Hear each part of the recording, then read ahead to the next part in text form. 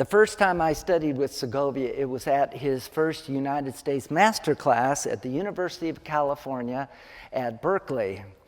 And there were 9 performers chosen to play for the maestro from all over the world.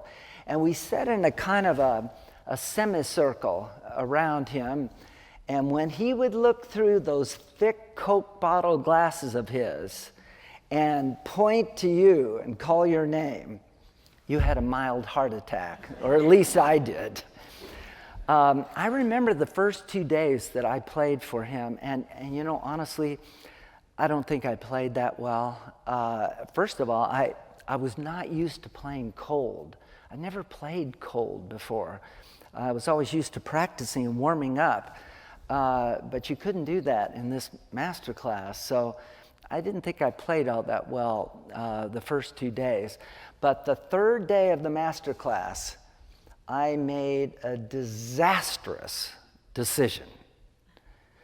And that was to play the great Chaconne by Bach from the Partita No. 2 in D minor, which Segovia had transcribed for guitar and meticulously fingered.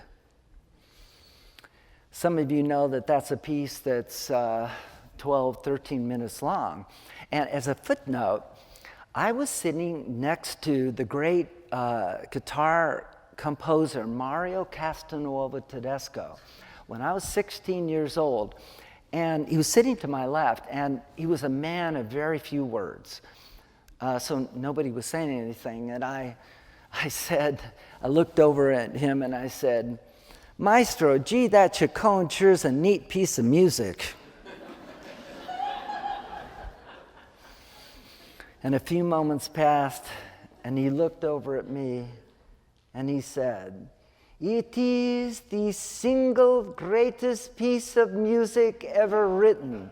And then he turned away, and there was silence for the next 10 minutes. But I chose to play the single greatest piece of music ever written for Andrés Segovia the third day.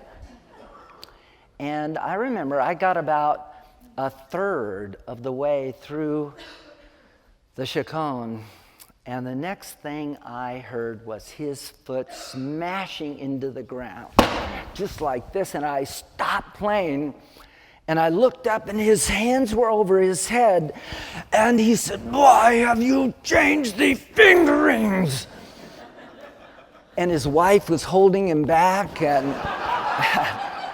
I was melting on stage. Here was my musical idol who was furious with me. And I timidly said, "Well, I didn't change the fingerings. My teacher changed the fingerings." And he said, "Who is your teacher?" And I told him, and he said, "Change it back tomorrow."